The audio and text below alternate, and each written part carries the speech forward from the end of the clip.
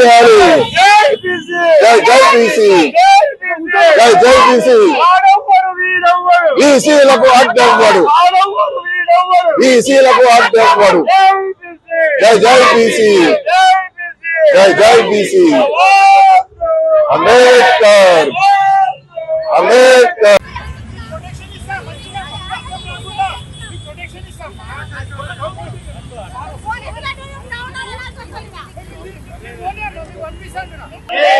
ఆవాజ్ దో. బీసీలకు 42% రిజర్వేషన్లను, బీసీలకు 42% రిజర్వేషన్లను, బీసీలకు 42% రిజర్వేషన్లను. ఆవాజ్ దో, ఆవాజ్ దో, ఆవాజ్ దో.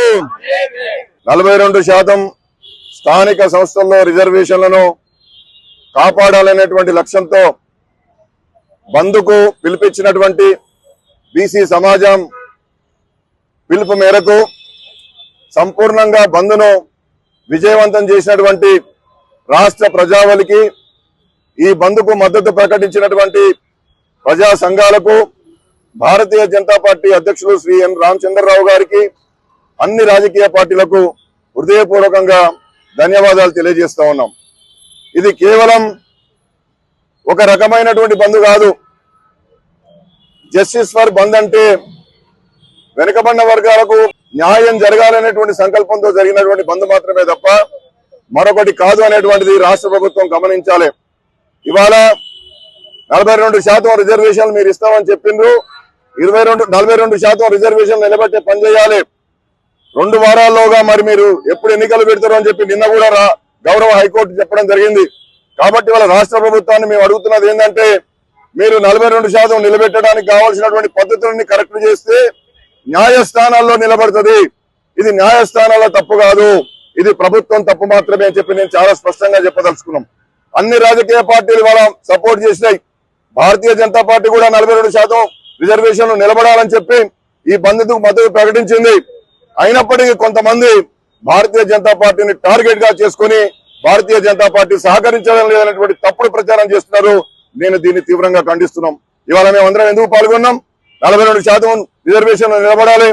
ఈ రాష్ట్రంలో ఉన్నటువంటి అత్యంత వెనుకబడిన వర్గాలకు, సంచార విముక్త జాతులకు ఇప్పటి వరకు రాజకీయంగా అవకాశం రానటువంటి వాళ్ళకు అవకాశం లభించాలని చెప్పి మేము కోరుకోవడం జరిగింది. అందువల్లనే ఇవాళ భారతీయ జనతా పార్టీ సపోర్ట్ చేస్తున్నది. ఈ ఖైరతాబాద్ చౌరస్తాలో దీనికి మద్దతుగా ఇవాళ మేము నిరసన వ్యక్తం చేసినాం. ఇది సక్సెస్ చేసినటువంటి అన్ని వర్గాల ప్రజలకు, వ్యాపార వర్గాలకు, డాక్టర్లకు, లాయర్లకు, ఇంజనీర్లకు అందరికి కూడా మేము ధన్యవాదాలు తెలియజేస్తూ ఉన్నాం. అయితే ఒకటే మీరు గమనించాలి, పద్ధతులన్నీ కరెక్ట్ ఉంటే దాన్ని గవర్నర్ సంతకం పెడతాడు. గవర్నర్ గారి దగ్గర గతంలో బిల్లు 3, బిల్లు 4ను రిజర్వ్ చేసి ప్రెసిడెంట్ గారికి పంపించామన్నారు. ఈ రాష్ట్ర ప్రభుత్వమే ప్రెసిడెంట్ గారికి పంపించామని 31C కింద పంపించామని కోరడం జరిగింది. గవర్నర్ గారు తనంతట తాను ప్రెసిడెంట్ గారికి పంపలే. మీరు బిల్లులలోనే 31C ఇక్కడ రిజర్వ్ చేసి కేంద్రానికి పంపమన్నారు. పంపించిన అక్కడ రాష్ట్రపతి గారికి పంపించమన్నారు. రాష్ట్రపతి గారి దగ్గర అది పరిశీలనలో ఉన్నది. దాని తర్వాత వెంటనే మీరు ఆర్డినెన్స్ తీసుకొచ్చారు. దాని తర్వాత వెంటనే మళ్ళీ అదే అంశం మీద చట్టంలో ఒకటి ఉంటే మీరు జీవో ఒకటి తీసుకొచ్చారు. కాబట్టి తప్పుల మీద తప్పుల ప్రభుత్వం చేసి రాజ్యాంగాధికారులైనటువంటి గవర్నర్ గారిని, రాష్ట్రపతి గారిని ఇబ్బంది పెట్టే కార్యక్రమాలు చేస్తా ఉన్నారు. దీంట్లో భారతీయ జనతా పార్టీ యొక్క ప్రమేయం ఏముంటది? అన్ని రాష్ట్రాలలో కూడా కోర్టులు అడ్డుకున్నప్పుడు, సుప్రీంకోర్టు అడ్డుకున్నప్పుడు, గవర్నర్ సంతకం పెట్టినప్పుడు బీజేపీ పాలిత రాష్ట్రాల్లో కూడా కేంద్ర ప్రభుత్వం జోక్యం చేసుకోలే. కాబట్టి ఒక తప్పుడు అపప్రదతో బీజేపీ పార్టీని అప్రతిష్ట పాలు చేసేటటువంటి ఒక కుట్ర జరుగుతున్నది. దీన్ని మేము తీవ్రంగా ఖండిస్తున్నాం. మీరన్ని తప్పులు చేయకుండా మీరన్ని కరెక్ట్ చేస్తే భారతీయ జనతా పార్టీ ఎందుకు అండగా ఉండదు? ఇవాళ ఈ కార్యక్రమానికి ఇక్కడ ఉన్నటువంటి భారతీయ జనతా పార్టీ శాసనసభలో గాని, శాసన మండలిలో గాని, ఈ బంధుకు గాని సంపూర్ణమైన మద్దతు ఇచ్చింది కదా. ఎక్కడికక్కడ భాజపా కార్యకర్తలను కూడా మద్దతుగా నిలుస్తున్నాం కదా. కాబట్టి మేము ఏమంటున్నామంటే 9వ షెడ్యూల్ లో పెట్టడానికి కావాల్సినటువంటి పార్లమెంట్ లో బీజేపీ ఉంది, 9వ షెడ్యూల్ చేయాలంటే బీజేపీ తప్పనిసరిగా మీరు ఇవాళ 9వ షెడ్యూల్ లో పెట్టాలంటే కేంద్ర ప్రభుత్వమే చేయాలి. 9వ షెడ్యూల్ లో పెట్టమని చెప్పి నువ్వు కోరాలి కదా, నువ్వు తీర్మానం పంపాలి కదా. నువ్వు తీర్మానం పంపవు, అసెంబ్లీలో తీర్మానం చేయవు, నువ్వు బిల్లుల ద్వారా దాన్ని చట్టం చేసి కేంద్రము 9వ షెడ్యూల్ పెట్టాలని చెప్పి కోరకుండానే 9వ షెడ్యూల్ పెట్టమని ఎట్లా?